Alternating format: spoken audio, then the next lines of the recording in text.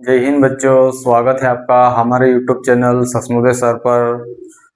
आज हम आपके लिए लेके आए हैं कक्षा 11वीं विषय गणित और अध्याय पहला।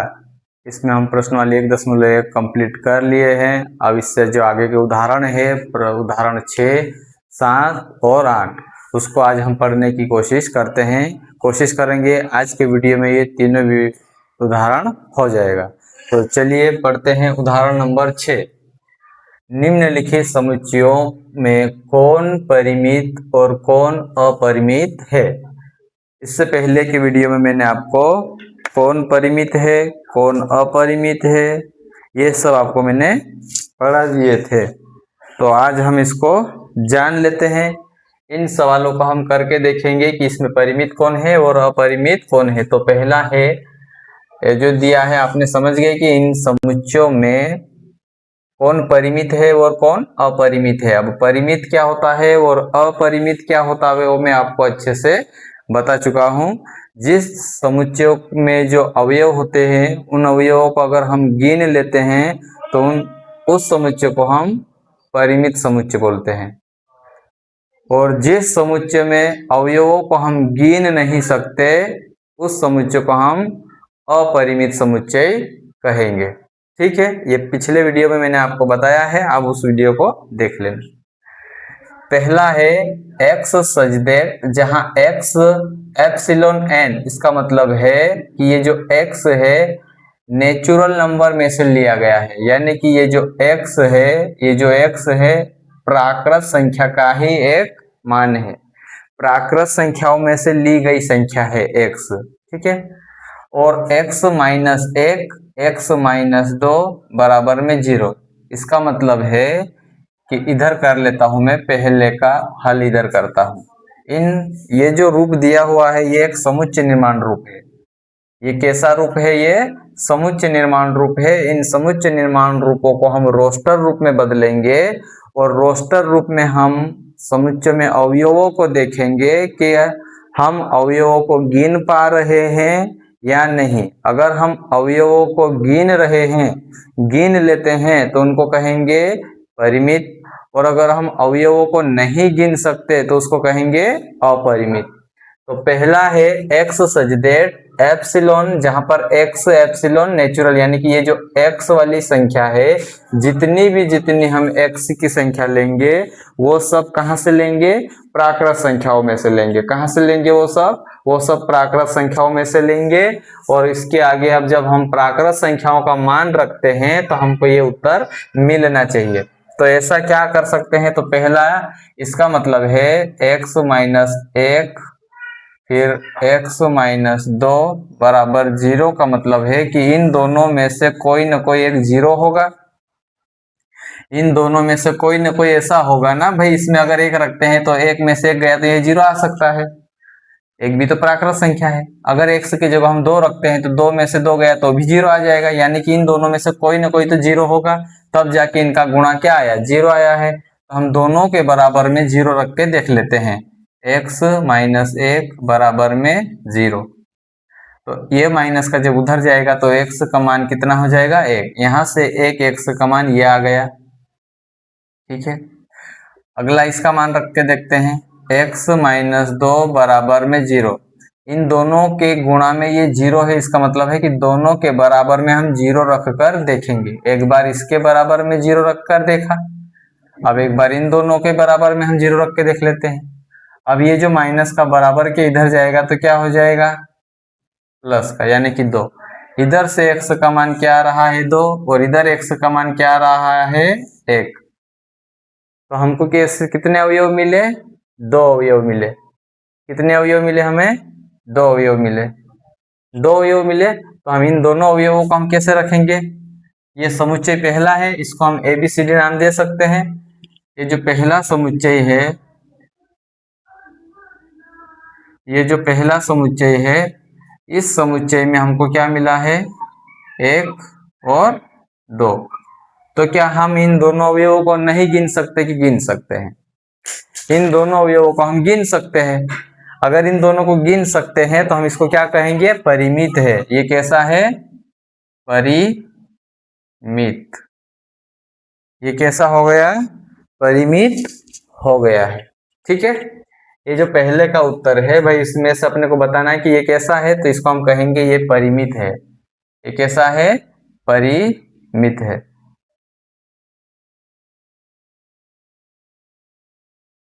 ये परिमित है, पहला वाला परिमित है। ठीक है, इसको आप अगर नोट करना चाहो तो कर भी सकते हो, इस तरह से इसको करना है और फिर इसका हल ये लिखना है। ठीक है, जब आप नोट्स बनाना चाहोगे तो इसको उतारते जाना। अभी मैं इसको मिटा देता हूँ ताकि दूसरे का उत्तर इधर लिख सको। ठीक है, इसको मैं मिटा देता हूँ। अगर इसको मैं लिखना चाहूँ आगे बराबर में तो ऐसा भी कर सकते हैं।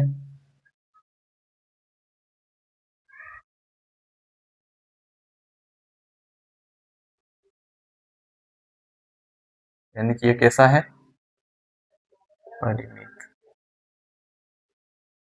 परिमित है। ठीक है, ये सब मिटा देता हूं मैं। आप जब नोट बनाओ, आप जब फेयर कॉपी में लिखो तो ये सब ऐसा उतारना, उसके बाद ये बताना, तो उससे अच्छा रहेगा आपको। क्योंकि कारण भी बताना रहता है ना कभी कभी कि ऐसा क्यों है। ठीक है, मिटा देता हूं मैं ये। अब हम देखते हैं 2 नंबर वाला, एक्स सच दैट, जहां एक्स एप्सिलॉन एन, इसका मतलब भी वही है कि ये जो एक्स है, एक्स के जितने भी मान है वो सभी मान, एक्स के सभी मान प्राकृत संख्या से ही लेना है। कई में से लेना है, प्राकृत संख्याओं से ही लेना है।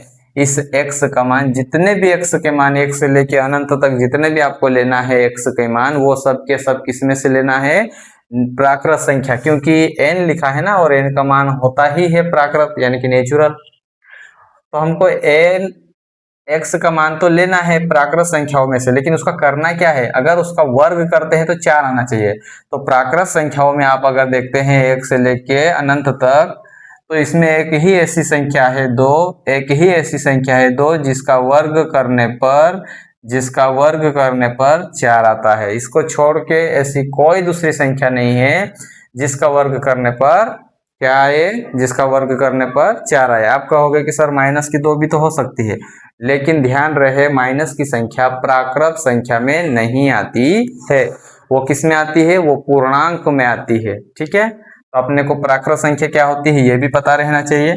ठीक है, तो x सच दैट, जहां x एप्सिलॉन n, इसका मतलब है कि x के सभी मान प्राकृत संख्या में से लेना है, और x का जब स्क्वायर हम करेंगे तो उसका मान 4 आना चाहिए। तो हम इसको करके देखते हैं। यहाँ पे दूसरा है, दूसरे का मैं हल इधर कर रहा हूँ। ठीक है, इधर अपने प्रश्न है, मैं हल इधर कर रहा हूँ। दूसरा है, तो x का ऐसा कौन सा मान है, अगर x का मान हम अगर 1 रखते हैं तो 1 में 1 का गुणा करेंगे तो 1 ही आएगा। तो हम क्या करेंगे, प्रश्न इधर है, हल इधर रहेगा। तो x में का मान, जब x का मान बराबर में हम 2 रखते हैं, x का मान बराबर में 2 रखते हैं, तो क्या आएगा, हम क्या रखेंगे, x बिलोंग्स n, तो इसका हो जाएगा 2 की घात 2 बराबर में 2 गुणा 2 बराबर में 4।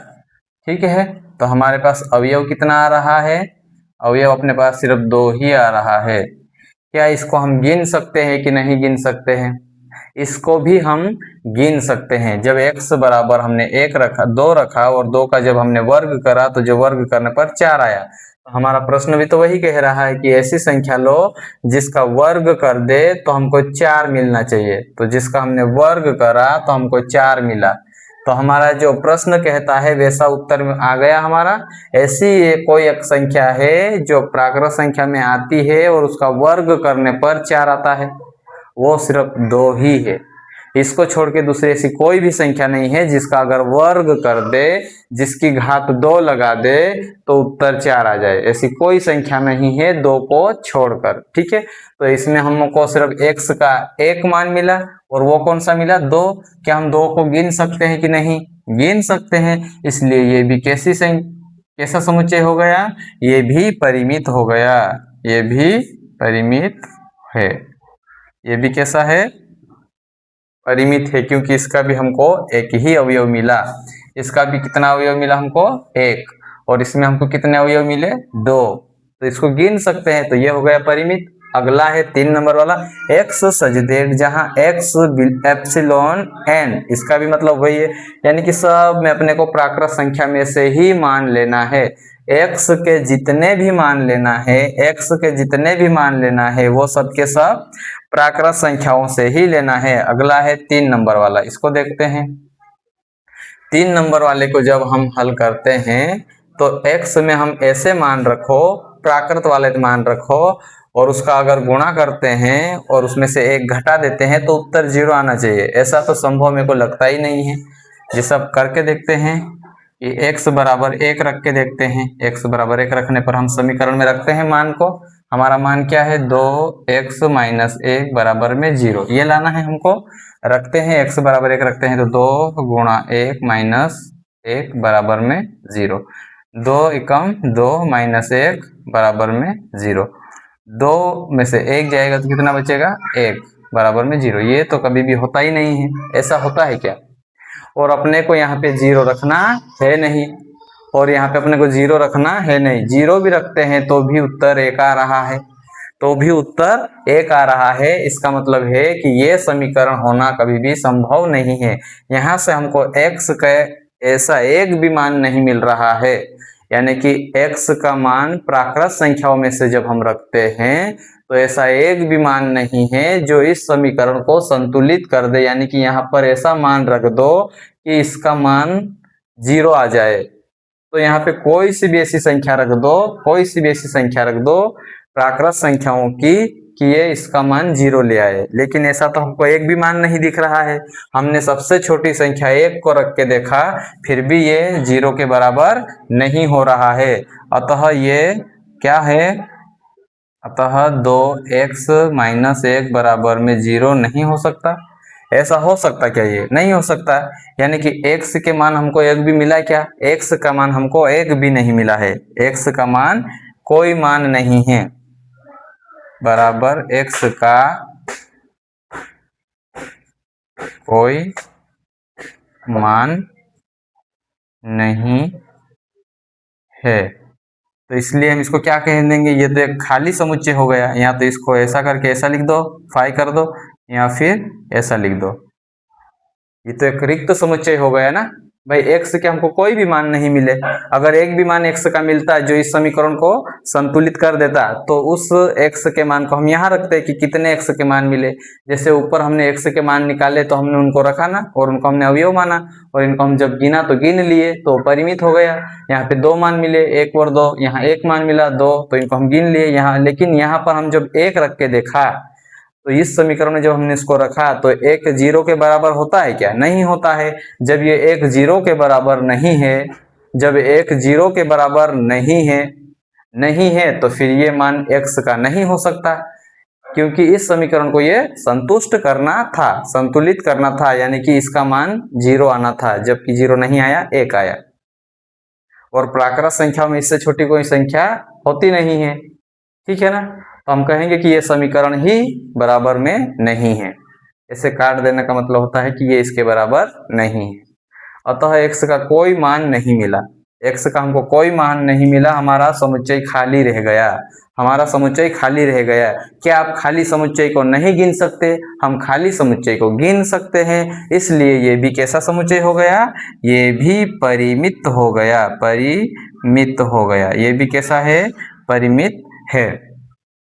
समझ में आया होगा आपको। मैंने इसके कारण अपनी बुक में इतना नहीं दिया हुआ है उदाहरण में, लेकिन मैं इसको थोड़ा और आपको अच्छे से समझा दिया है, तो आपको पूरा समझ में आएगा कि क्यों नहीं है, ये परिमित क्यों है और इसके माने ऐसे क्यों नहीं। इसके अगर आप 0 भी रखते आप, हालांकि नहीं रखना है इसमें प्रश्न के हिसाब से, लेकिन अगर जब 0 भी रखोगे तो 2 में 0 का गुणा होगा तो 0 हो जाएगा, और 0 में से 1 को घटाओगे तो 1 ही आएगा, इसलिए फिर भी ये बराबर में नहीं है।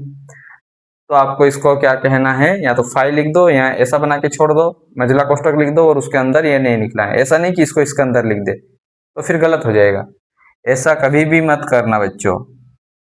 मैं इधर लिख देता हूं,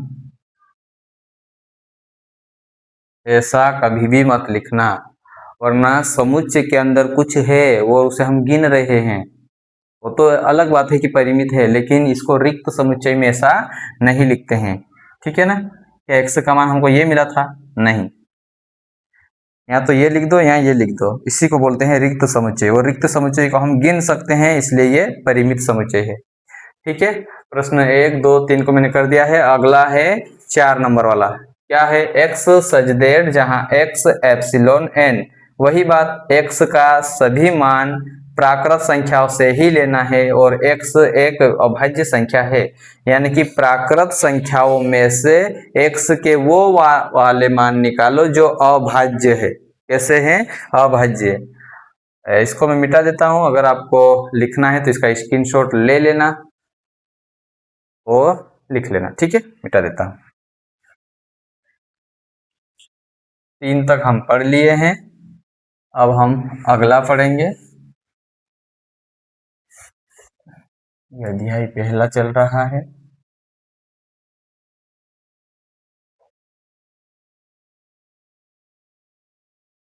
अध्याय पहला है।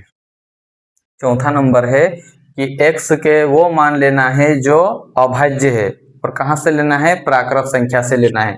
चौथा प्रश्न यही कह रहा है कि x के वो मान निकालो, x के वो मान निकालो जो प्राकृत संख्या में से अभाज्य है। तो प्राकृत संख्या में अभाज्य पहला कौन सा आ जाएगा? बताओ कौन सा आ जाएगा? कमेंट करके आप हमको बताना, रिकॉर्डेड है फिर भी बताना, हम पढ़ेंगे आपके कमेंट। चलो देखते हैं अभाज्य कौन से हैं।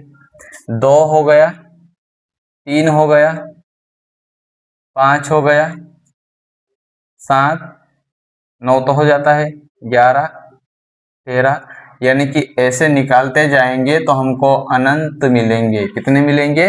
अनंत मिलेंगे। क्या आप इन समुच्चयों को गिन पा रहे हो? क्या आप इन समुच्चयों को गिन पा रहे हो? इन समुच्चयों को हम नहीं गिनेंगे, क्योंकि प्राकृत संख्याओं में से जब अभाज्य संख्या गिनने जाएंगे तो वो तो अनंत जाती है, और वहां तक की संख्याओं को हम नहीं गिन सकते, इसलिए हम डैश डैश लगा के छोड़ देते हैं। ठीक है ना? ये कैसा समुच्चय हो गया? ये अपरिमित है। ये कैसा है? अपरिमित। अपरिमित है। ये कैसा है? अपरिमित है। ये वाला समुच्चय अपरिमित समुच्चय है। देखो ये जो सब समुच्चय निर्माण रूप में दिए गए हैं, अब इनको देख के हमको सिर्फ पता नहीं लगता ना कि अवयव कितने हैं इसके अंदर। जब इसको आप रोस्टर रूप में बदलोगे तब पता चलेगा कि कितने अवयव है। तो इनको जब भी ऐसा पूछे परिमित अपरिमित, इनको रोस्टर रूप में बदलना जरूरी है, और ये हम रोस्टर रूप ही बदल रहे हैं, और इसमें पता कर रहे हैं कि इन अवयवों को हम गिन रहे हैं या नहीं गिन पा रहे हैं। तो जब हमने इसको हल करा कि x के ऐसे मान लेना है जो सबके सब प्राकृत संख्या के हो, और एक अभाज्य संख्या ही लेना है, तो ये सब प्राकृत संख्याओं के ही है और अभाज्य संख्या ही है, क्योंकि इसमें किसी का भाग नहीं जाता है। इनके अलावा किसी का भाग नहीं जाता है, इसलिए ये सब अभाज्य संख्या है। अगली है 5वां है x सच z जहां x एप्सिलॉन n, यानी कि x के सभी मान प्राकृत संख्या से लेना है, और x विषम संख्या होना चाहिए। x कैसी संख्या होना चाहिए? विषम संख्या होना चाहिए। तो करते हैं इसको भी हम करते हैं। विषम संख्या कौन सी है? 1 है, 3 है, 5 है, 7 है, 9 है, 11 है, 13 है, 15 है। ये सब कैसी संख्या है? विषम संख्या है। क्या इनको भी हम गिन सकते हैं क्या? नहीं, ये भी अनंत जाएगी। कैसी जाएगी? अनंत जाएगी। तो ये वाला समुच्चय भी कैसा समुच्चय है? अपरिमित है, क्योंकि इनको भी आगे नहीं गिन सकते ना हम। एक से स्टार्ट हो रहा है, ऐसे ऐसे तो गिनते जाएंगे। कितनी विषम संख्या है? प्राकृत संख्या में जितनी भी विषम संख्याएं हैं वो सब इसमें आएगी, और इनको तो हम गिन नहीं सकते कि कहाँ तक जाएगी, इसलिए ये भी कैसा हो गया? अपरिमित है। अपरिमित। ये समुच्चय भी कैसा है? अपरिमित समुच्चय है। ठीक है, यहां तक आपको समझ में आया? ये उदाहरण नंबर 6 था। अब हम आगे देखेंगे उदाहरण नंबर 7।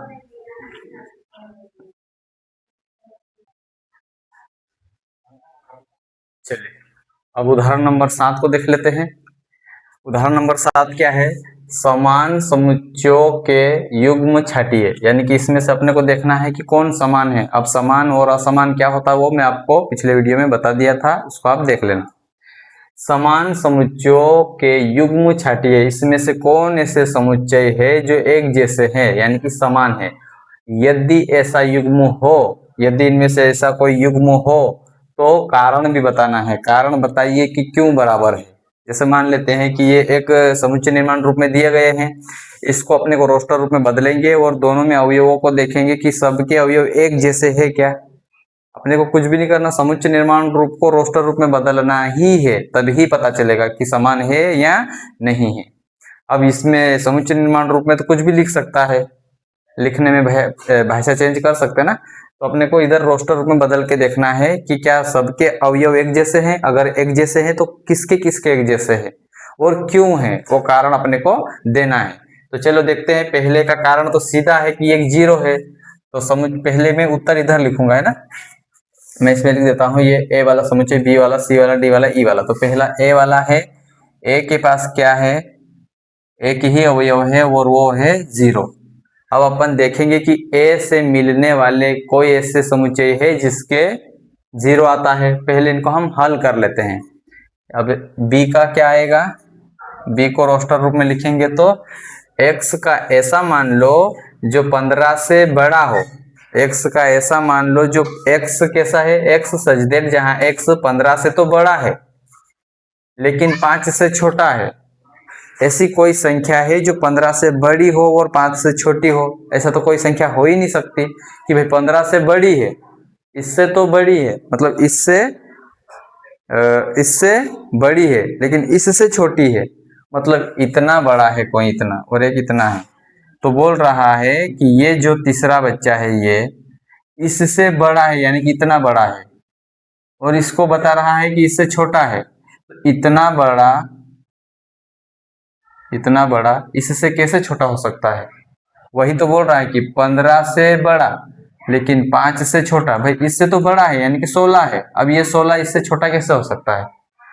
यही कह रहा है ना कि x 15 से बड़ा है और 5 से छोटा है। तो भाई 15 से बड़ा कौन होता है, 16। अब ये 16 क्या 5 से छोटा हो जाएगा क्या, 5 से छोटे कैसा होगा, नहीं होगा।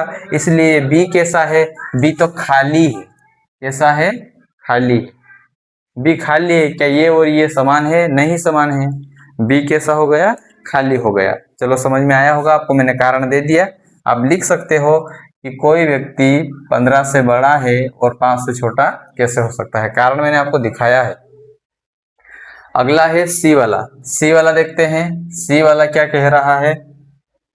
सी वाले में है x सजदेर जहां x -5 बराबर में 0, यानी कि x में से ऐसी कौन सी संख्या हम रख दे कि उसमें से 5 घटाने पर 0 आ जाए। तो एक ही ऐसी संख्या है कि हम उसमें से क्या घटा दे, 5 में से 5। यानी कि अपने पास क्या है, x बराबर 5 रखने पर, x बराबर 5 रखने पर हमारे पास क्या मिलेगा, x बराबर 5 रखने पर क्या मिलेगा हमको, हमारा समीकरण क्या रहे, x -5 बराबर में 0। तो जब x का मान हम 5 रखेंगे तो 5 - 5 बराबर में 0, यानी कि इस बार हमको x का मान कितना मिला, 5। कितना मिला, 5। तो हम समुच्चय में किसको रखेंगे, 5 को। किसको रखेंगे, 5 को। मैंने उधर कारण भी आपको बता दिया है कि 5 कैसे आया। तो इस सी वाले के पास सिर्फ एक अवयव है, वो है 5। अब अगला बना लेते हैं, डी वाले को भी बना लेते हैं। डी वाले को बनाते हैं, x सजदेर जहां x का स्क्वायर करने पर हमको क्या मिलता है, 25। तो x का स्क्वायर 25 किसका वर्ग है, 5 का है। 5 गुणा 5 बराबर में 25। अगर माइनस वाला 5 का स्क्वायर करते हैं, अच्छे से लिख देता हूं मैं, कारण बता रहा हूं, ठीक है। डी वाले का अगर हम क्या लिखते हैं, इधर लिख देता हूं कारण को। अगर 5 की घात हम 2 लगाते हैं तो 5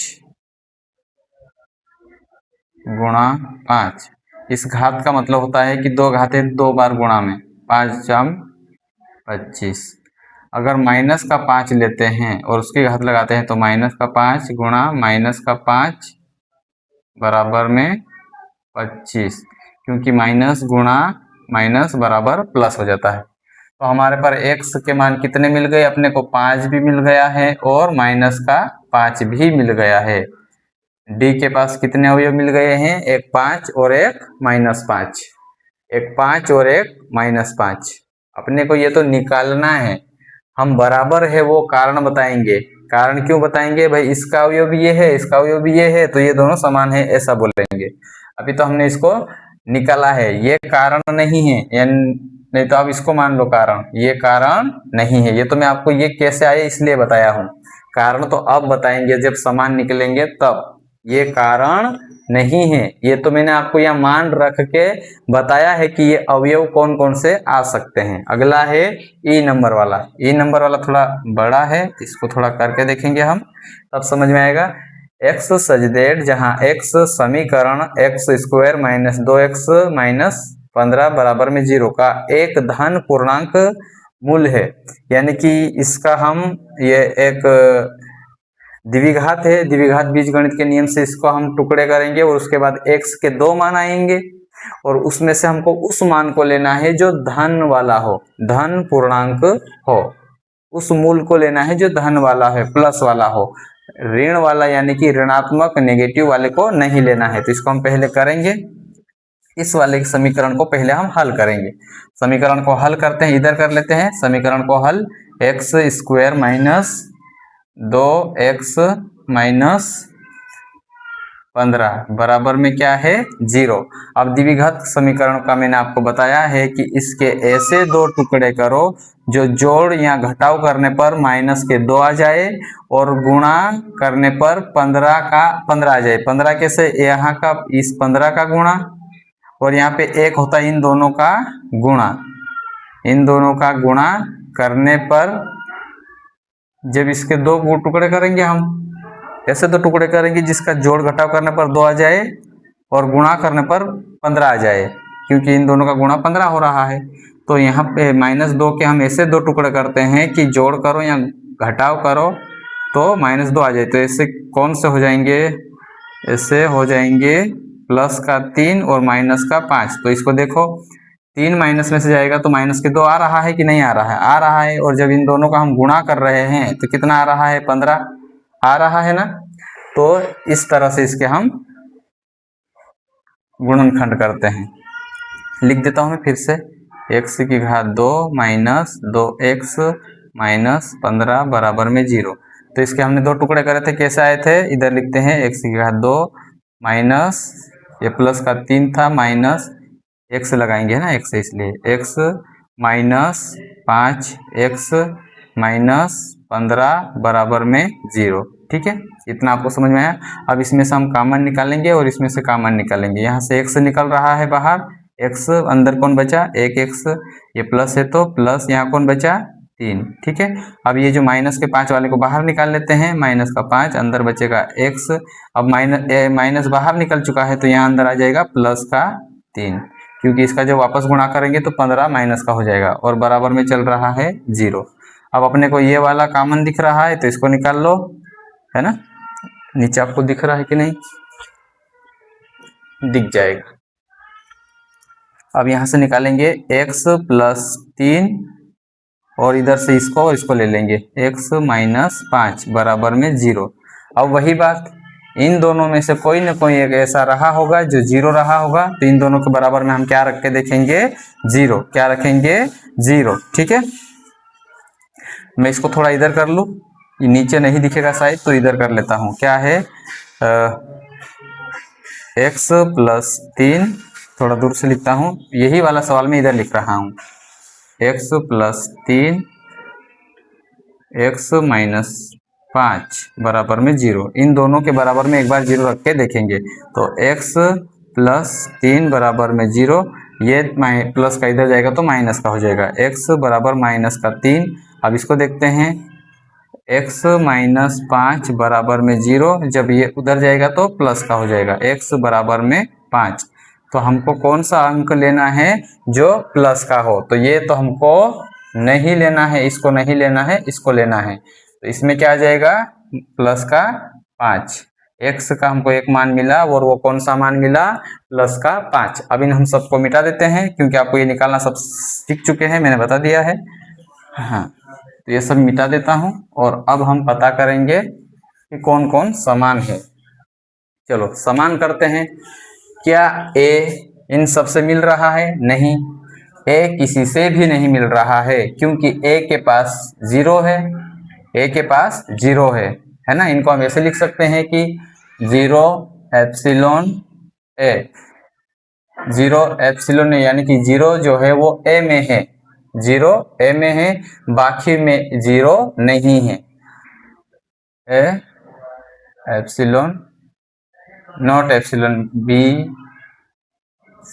c, d और e, इन सब में 0 नहीं है, इसलिए हम कह सकते हैं a बराबर नहीं है b के और a बराबर नहीं है c के, ठीक है, और a बराबर नहीं है d के, a बराबर नहीं है e के।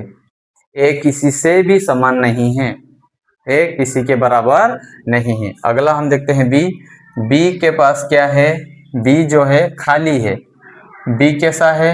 b एप्सिलॉन बिलोंग्स b, यानी कि ये 0, ये जो खाली है b में है और खाली किसी के पास नहीं है, खाली किसी के पास नहीं है, इसलिए ये भी किसी से समानता नहीं रख रहा है। ये b भी किसी के समान है क्या? नहीं है। अब हम देखेंगे c के अंदर क्या है? 5 एप्सिलॉन c, यानी कि ये जो 5 है वो c के अंदर है, लेकिन बाकी a के अंदर है क्या, b के अंदर है क्या, d के अंदर है क्या, e के अंदर है क्या? हाँ, e के अंदर है। तो हम कह सकते हैं कि c बराबर किसके है? e के। c किसके बराबर है? e के। तो क्या d के अंदर है? d के अंदर हो जाता, लेकिन इसके पास दो अवयव है, एक प्लस वाला भी है और एक माइनस वाला भी है, इसलिए ये इसके बराबर नहीं है।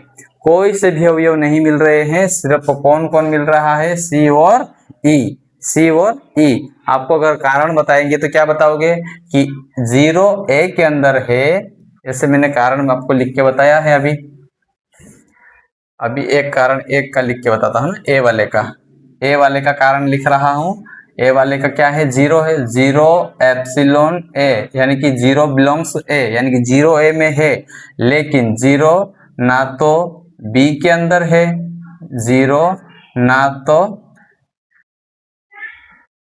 ना तो सी में है, 0 ना तो डी में है, 0 ना तो ई में है, इसलिए ये सब बराबर नहीं है। इसलिए ए बराबर नहीं है बी, ए बराबर नहीं है सी, ए बराबर नहीं है डी, ए बराबर नहीं है ई। ये कारण हो गया इसका, पूरा डिटेल लिख दिया मैंने। ये इसके अंदर है लेकिन ये 0 इनके अंदर नहीं है, इसलिए a के बराबर में ये नहीं है। ये तो हो गया a का कारण। अब अगला हम बताते हैं b का। खाली बिलोंग्स b में है, लेकिन खाली ये इसमें a में नहीं है, ये खाली वाला c में भी नहीं है, ये खाली वाला d में भी नहीं है, डी में भी नहीं है, ये खाली वाला ई में भी नहीं है, इसलिए हम कह सकते हैं बी बराबर नहीं है ए और बी बराबर नहीं है सी, बी बराबर नहीं है डी, बी बराबर नहीं है ई। ये बी का कारण हो गया, ठीक है, बी का कारण ये हो गया है। अगला बताता हूं मैं सी का बता देते हैं। सी का देखते हैं। सी में क्या है? 5 एप्सिलॉन सी, यानी कि ये जो 5 है सी के अंदर है। क्या सी सबके अंदर है? 5 not epsilon A, 5 not epsilon B, 5 not epsilon C, नहीं सी का तो मैंने लिख दिया। अगला कौन है? ई है इसके अंदर, नहीं डी लिखता है ना, D not epsilon D, 5 epsilon E. किसके किसके पास मिला है? अपने को 5 सी में मिला है, 5 ई में मिला है, 5 सी में मिला है, 5 ई में मिला है। ठीक है, तो हम कह सकते हैं कि कौन कौन बराबर है। तो अपने को सी से तुलना करना है। अभी सी बराबर नहीं है ए, सी बराबर नहीं है बी, सी बराबर नहीं है डी और सी बराबर है ई के। कौन कौन बराबर हो गया? सी और ई। क्यों हो गए? क्योंकि 5 सी में भी है और 5 ई में भी है, इसलिए सी ए के बराबर भी नहीं है, बी के बराबर भी नहीं है और डी के बराबर भी नहीं है, लेकिन ई के बराबर है। इसलिए हम कहेंगे, इसलिए हम इसको कहेंगे ई और सी समान है। ई और सी समान है। ये दोनों कैसे हैं? समान है। कैसे हैं? समान है। ठीक है, ई और सी समान है। अगला आपको डी का भी बता देते हैं। ये हो गया सी तक का। अब दोनों का देख लेते हैं। जब कारण देख ही रहे हैं तो नहीं है फिर भी देख लेते हैं। कैसे चेक करेंगे? 5 - 5 एप्सिलॉन डी ये है, लेकिन 5 माइनस का 5 epsilon not epsilon A, 5 - 5 not epsilon B, 5 - 5 not epsilon C, क्योंकि सी में सिर्फ 5 है, माइनस का 5 नहीं है। ठीक है ना। आप यहाँ तो फिर इस को ऐसा लिख सकते हो, ये सिर्फ लिख सकते हैं क्योंकि 5 है एम सी में 5 है, इसलिए सिर्फ इसको लिख सकते हैं कि ये नहीं है। 5 को लिखना है, 5 को नहीं लिखना है क्योंकि 5 तो है, सिर्फ माइनस वाला 5 नहीं है, इसलिए इसको हम लिखेंगे माइनस का 5 नॉट एप्सिलॉन सी। अगला डी में क्या लिखेंगे? डी में तो हमने लिख दिया है, अब कौन है? ई बचा है। ई में क्या लिखा है? 5, तो इसमें भी लिखेंगे माइनस का 5 नॉट एप्सिलॉन ई, क्योंकि 5 तो है, सी में भी है और ई में भी है, लेकिन ए और बी में नहीं है। तो हम क्या लिखेंगे? डी बराबर नहीं है ए, डी बराबर नहीं है बी, डी बराबर नहीं है सी, सी के भी बराबर नहीं है डी, क्योंकि इसके पास माइनस भी है, इसके पास सिर्फ एक ही है, और डी बराबर नहीं है ई, ये किसी के बराबर नहीं है। ठीक है, अगला तो ई का अपन ने देख ही लिया है कि ई किससे किससे मिल रहा है, तो इसका भी आप दे सकते हैं। इसको मिटा दूं मैं, ये भी समान नहीं है। जो समान नहीं होता है इन्हें बोलते हैं असमान। ये सब कैसे हैं? असमान है। कैसे हैं? असमान। ठीक है, अगली एक तुलना और कर लेते हैं ई का भी। 5 एप्सिलॉन ई, यानी कि ये जो 5 है ई में है, तो अब देखते हैं क्या ए 5 ए में है? नॉट। क्या 5 बी में है? नॉट। क्या 5 सी में है? हाँ, सी में है। क्या 5 हो गया ना? डी में है? क्या 5 डी में है? हाँ, 5 डी में है, लेकिन डी में क्या है? माइनस का 5 भी है, माइनस का 5 भी है, इसलिए नॉट डी। ठीक है, नहीं, इसको ऐसा लिखेंगे एप्सिलॉन डी, लेकिन हम लिखेंगे -5 बी एप्सिलॉन डी में। ये भी है और ये भी है, दोनों है, इसलिए इसको इसके बराबर हम नहीं मानेंगे। तो अब हम लिखेंगे ई किसके किसके बराबर है? ए के बराबर नहीं है, ई बराबर नहीं है बी, ई बराबर है सी, ई सी के बराबर है, क्योंकि ये है, ये है, इसलिए ए बी अब आएगा। ई बराबर नहीं है डी के, और फिर से हमको वही मिला, ई और सी समान है, सिर्फ यही समान है। ठीक है, आपको ये उदाहरण समझ में आया होगा। मैं भी इसको बहुत अच्छे से आपको समझाया। इधर समुच्चय निर्माण रूप में था, उसको मैंने रोस्टर रूप में बदला।